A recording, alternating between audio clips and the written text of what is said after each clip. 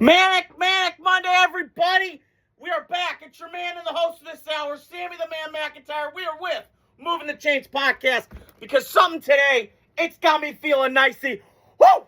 Because the New England Patriots last night went into Baltimore, Max Lawson's Ravens house, and came back and won. Listen, yesterday I was kind of tapped out. I was up early. I was just kind of out of it. I'm watching Eastbound and Down, and I'm just kind of taking some naps, trying to recover. And I was kind of out of football yesterday. And I watched a little bit of the Ravens-Patriots game last night. I know Adam Black, my Patriot fan guy. He's loving it, and he should. And I want to touch on both those teams because you got one going here, the other one going here. And I got to be honest, I'm disappointed in Baltimore Ravens this year. And it kind of feels like a reoccurring theme that they just keep having. So let me start with that. And I also want to touch on Vikings-Giants, two teams that got some decisions to make a quarterback. But I want to start with Patriots-Ravens last night in Baltimore at M&T. That place was rocking. And I think my dad and I were kind of talking because I'm trying to help 32 NFL stadiums. And I look up and I go, Dad, we should go. And, they got the Paul Reed Smith guitar thing there. And they got that rocking and just some cool parts of Maryland. And I looked up last night, and I woke up this morning because I went to bed, and it was 24-13. I'm like, oh, Ravens got this in the bag. No problem, no worries. Even though Lamar's out, 24-13, they got this, let's go. Too big of a stage for New England, first-time team, whatever. And then I wake up this morning, and New England beat them. They upset them in Baltimore. And I was blown away. And on the Ravens side of things, this is a regroup year. And this has been the year from hell for Baltimore. The problem that I have with the Ravens is they don't have a closer. And I was thinking about this today. After work, I went to the gym for a little bit. Was just this with the holidays coming up, I just kind of want to ease it. But I was doing the track around today. And I rewatched the highlights today after work. And one recurring theme happened to me was I got to ask this question. What the hell? Why is Derrick Henry? You're up 24-13 with 12 minutes to go. He wasn't in the game? I mean, I kept watching the highlights and going, where's Henry? Where's King Henry? Where's he at? And he was on the bench? What did he do? Did he break curfew? What the hell did he do? And you kept him out of the game? You're 24-13. Run the clock out, dumbass. I mean, I don't understand it. So that falls on the head coach. I'm reading today, Todd Monken, he deserves to play. No, it's the head coach's job. And this is, again, maybe it's time for John Harbaugh. I don't know. I like John Harbaugh a lot. I love the Harbaugh brothers. They're awesome. He's been the coach for 20 years. It's great. I'm all for it. And the Ravens still are one of the best-run organizations, not just the NFL, in the NFL mainly, but in the sports period that I've been watching. So this is not a shot at them. They're not going to be down for long. They're like the Packers, they're like the Steelers, they're like the Rams, really well-run organizations. Tampa Bay, you lump them in that group. And they are. They're going to be okay moving forward. But they got some decisions to make. And last night, with Lamar Jackson, he's been playing hurt all year. And I give the guy credit. He's a tough guy. All that, this, that, and the third. The Ravens love him. All this stuff. But he's turned into a really, really good player. Now, playoffs, different story. But when I ever hear people arguing to me about, well, he's never going in the playoffs. Hey, I got news for you. Tom Brady is the exception, okay? It takes guys a little bit to win playoff games. Eli Manning, it took him like year 4 to win one. Peyton Manning, year 7. So, I think 03 was the first time he won one. So, Joe Burrow, it's hard. It doesn't help, too, that you've had Patrick Mahomes to run into.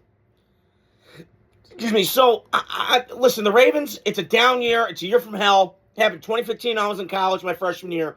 It's going to happen this year. It happens. This is sports. And it's a shame because I like watching good quarterback play, and I love watching good teams play. And it's just a shame that the Ravens are in this spot.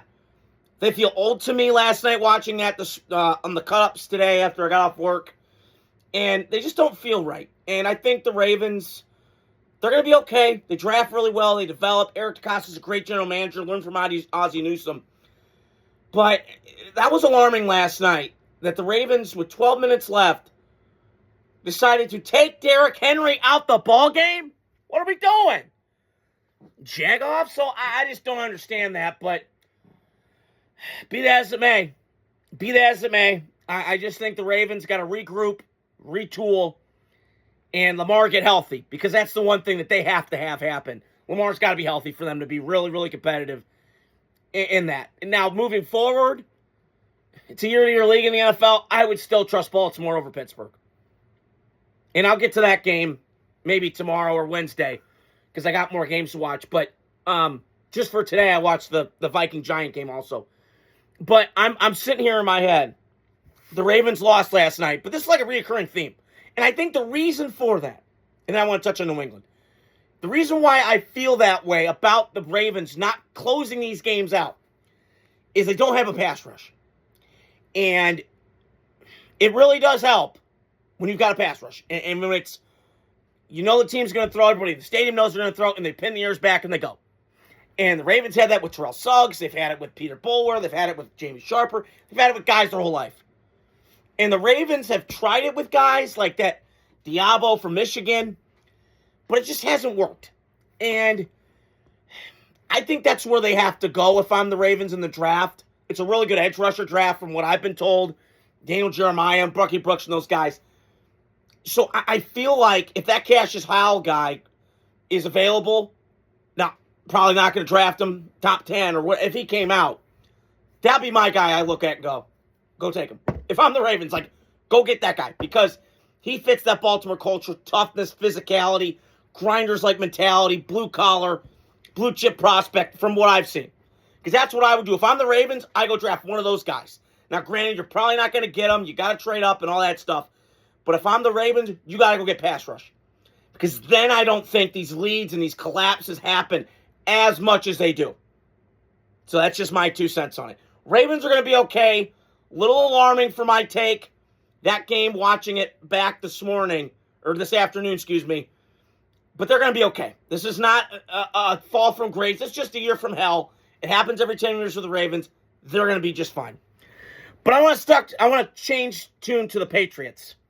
Because the 360 that they have done in 1 year blows me away. I knew Mike Vrabel was a great player. Hall of Famer, probably not, but very, very good player. Winning player. 3 Super Bowls. Changed the life in New England. And they had Belichick for a long time. You guys know where I stand on that. And they had Rod Mayo. That went over his head. And then Robert Kraft said, okay, we're going to go get a big-time coach. And Mike Vrabel is a big-time coach. And you saw it last night on full display. This team plays hard. They play fast. They play physical. This feels like a Mike Vrabel team. Like it was with the Titans, he's doing it in New England. And Drake May, I can't say enough good things about Drake May. He is balling. He's playing with his hair on fire. The MVP chants are roop, roop, roop. I think he had 400 yards last night, 4 total tutties. I mean, this guy, or 3 total tutties, excuse me, he's just incredible. And the transmission that he's had from this last year to this year, like Caleb Williams with the coaching, it does really matter. And I'm going to take a shot at Jerry Jones. Hey, Jerry. Newsflash, go spend $15 million on a coach. Why are you stuck with Brian Schottenheimer? Because you're cheap and you don't want to do anything. Same with the Raiders. Same with the Bengals. I mean, these teams, just go pay for a coach. Go all in. Now, it's going to be a hit and miss. So what? You swing and you strike out. It's life. It's like when you go see a hot girl. It doesn't work. Move on to the next. So, that to me, New England felt like, okay, that was the best hire in the offseason. And we can all, Ben Johnson and blah, blah, blah. I got all that. But Mike Vrabel, to me, what he's doing with Drake May and this team, and here's the other crazy part. I've been saying this multiple times about the New England Patriots. They're just getting started. Because there's the thing. They're in a rebuild. And it ain't even finished yet. And they're down Will Campbell. They're down their left tackles. They're doing the third stringer. It doesn't matter. Drake May is phenomenal. And Stephon Diggs got new life, and Booty, and Matt Collins, who's a little weirdo with the feet thing, whatever, be that as it may. But he's balling, and you just wait. You wait, because New England's going to keep getting better. They're going to have a ton of money. They're going to get a draft pick. They got a ton of picks. They're going to use it really well. And the other thing is, they have Ron Wolf's kid, Elliott, up in the front office who does talent, who knows it. He's seen it with his dad. His dad was a legendary guy in Green Bay. Remember that? Favre, Holmgren, Wolf. Rocket ship. They got New England back, or Green Bay back to prominence. I believe that's going to happen with New England. And, he's a better version of Belichick, more friendlier version. Still a tough guy. But I'm excited for New England's future. I really think the future's bright. I love Will Campbell. I love Mike Vrabel. Badass. Got his dip in. He's got his dip. Scold, doing that. He's phenomenal. And last night, Drake May had some kahunas. And, people are bitching about, well, they went for that fake punt. I don't care. What I care about is you got the dub. That's all that matters to me. So, great job for the New England Patriots. They are in the playoffs a year after being out of the playoffs for a couple of years. They are back, baby, and they look fantastic. And Drake May deserves his flowers. Josh McDaniels deserves a lot of credit for this, too. Stay in New England, homeboy. You're not a coach. You're a great offensive coordinator. And I didn't think it was going to work early on. We beat the Patriots first week. I went, it ain't going to look good. And then I keep looking up, and Drake May continues to just grow. And they got Travion Henderson. They got Ryan Williams.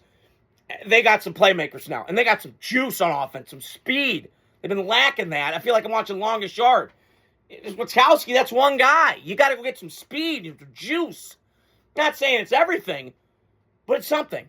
And it's a little icing on the cake. And New England is just getting started. So Buffalo, newsflash, you had your window and you blew it. New England's coming in that division. They're hunting for you, boy. So you better get ready. Buckle up.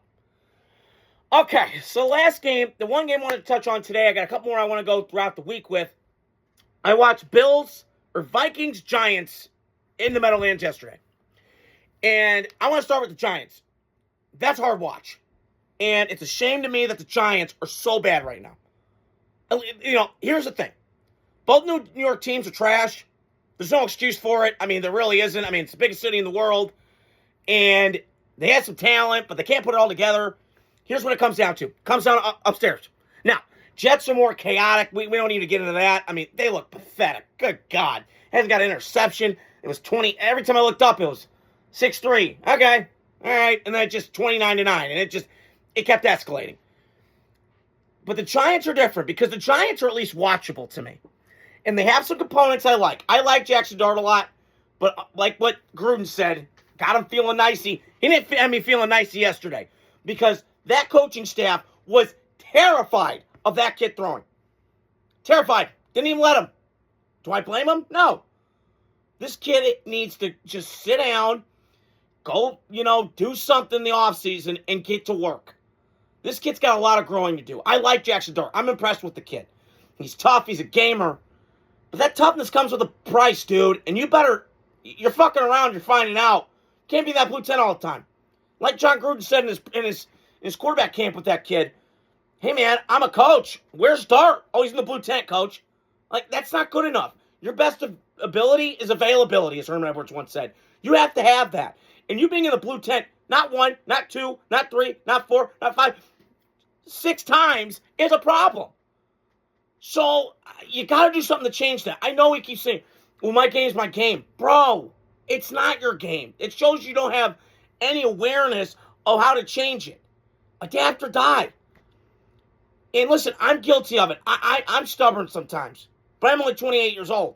And if I had his talent, I'd be in the same spot. You're in New York, eyeballs on you, Ole Miss, it kind of connect. I got it. Now, do I agree with them firing Brian Daboll? No, I don't. I think they should have kept Daboll, fired the GM, because GM's done a terrible job at drafting. And let go of Saquon. And drafting Abdul Carter, who's an absolute moron shithead that can't get his crap together. They had to remind him 3 times, really, to watch film and not be watching porn in the background. I mean, what is this guy doing? And they had the balls and audacity to say, yeah, I want Lawrence Taylor's number. I want Phil Simms' number. Hey, homie. Hey, homeboy. Go win some games first. Put some stats up. Good talk. Next there. Godspeed. Go do it. So they had 2 defensive touchdowns yesterday. Giants had 1. You know, the great blitz off the corner from Brian Burns. Don't know what J.J. McCarthy was doing there. I'll get to him in a second. That was bad. When you're running a screen, it's get out the ball out. And he was hanging on to it yesterday. I don't know what was going on. But I will say this with the Giants. There's some pieces there. Now, whether or not you're all in on the organizationally, that's a different story. Because the Giants are a mess right now. And every Giant fan can tell me, well, we're not the Jets, man. What are you talking about? Yeah, you are. Look in the mirror. So, how many coaches you had since Tom Coughlin? You ran him out the fucking door. How many? A lot. So, this falls on you, bro. You got to stop, I get it. It's hard. I got it. But right now, it doesn't look good. So, you better clean that up, Giants. You better get some crap together. And you better have some leadership in there. That enough's enough. You need some Tom Coughlin love in there. It was ugly early. You won 2 Super Bowls. Since then, you've been kind of a laughingstock. Because I remember when I first started watching football, 2007, Giants were a staple of organization. They were kind of like the Steelers. They just were tough in New York and big and bold. And they had talent. Their defensive line was nasty. And I don't see it now. What are the Giants? Like, they have talent, but do they use it? No. So they get Malik Neighbors back. They get Cam Scatterboo. Okay. You got some pieces there to work with. But is that an attractive job? Hell yeah, it is. I was looking at the rankings for, openings in the NFL this offseason for head coaching because the Giants don't have a coach. And Giants, would be like a top 5 job. It should be. It's New York. You got talent. But it's all going to come down to is Jackson Dart willing to be coached. Because I feel like this is going to be like a Brett Favre, Mike Holmgren thing. A lot of this. And if Jackson Dart's got to have some better self-awareness. You got to learn to slide, dude. And the other thing is, I know Giant fans right now, we play the Giants. Coincidentally, the Raiders do. Oh, Jesus. I was thinking about this tonight. It wouldn't shock me. It'd be crazy. But the Giants should take Fernando. And you know what? I wouldn't be shocked about that if they did. Because he's a bigger, stronger kid. I mean, Dart's a better runner. I would entertain it. But I would trade down if I'm the Giants because the Giants have their quarterback, but you got to start thinking long term. Is this the guy I want to leave my franchise? Because he keeps getting in the blue tent. So you got to look at that long term. I think the Giants are just a mess. Both New York teams are shit shows right now. But if I had to pick one, I'd probably pick the Giants because at least they're more entertaining. And at least they're watchable. Jets are not watchable. And on the Minnesota side of things, it's like I'm rehashing what I just said about the Giants. They had a quarterback problem too. In JJ. And I got the same reservation with JJ McCarthy as I did Jackson Dart. Hey, homeboy, how many more times are you going to be in that blue tent, bro? You're being in a lot. You're having hand injury. You're concussion. This bothers me with him. And I saw yesterday, I know he's a rookie. I'm not trying to shit on the kid. But Kevin O'Connell, to me, reminds me of Kalen DeBoer. Wants to sling that pill around. And listen, I would too if I had his weapons. I absolutely would. But you got to run the ball a little bit. And they did to a certain extent yesterday. I watched the highlights before I got on here. But I just feel like with the Vikings, do they have their guy? Time will tell. I don't know. I think they do, but I don't know. Because Justin Jefferson might bounce out of there if it's not going to get better. Because his backup's horrible. That Brosner kid or whatever. Still remember that pick he threw? He was getting yanked and yeeted it behind his back. And Ernest Jones for Seattle picked 6 that and took it to yeet it to the house. So I got questions there. This roster to me, I like Minnesota. Minnesota's good. Like I think if they had a better quarterback instead of JJ, I think they'd be in the playoffs. I really would. They have every piece of the puzzle I like. They have Brian Flores. Now, the word is he going to continue? Because his contract's up in Minnesota. Which if they lost him, would be a huge blow. Because their defense yesterday, flying around, hitting. Their defense, Minnesota's phenomenal. And when it's on and it's clicking, it's hard to stop because those blitz packages keep coming and coming and coming and coming and coming like an avalanche.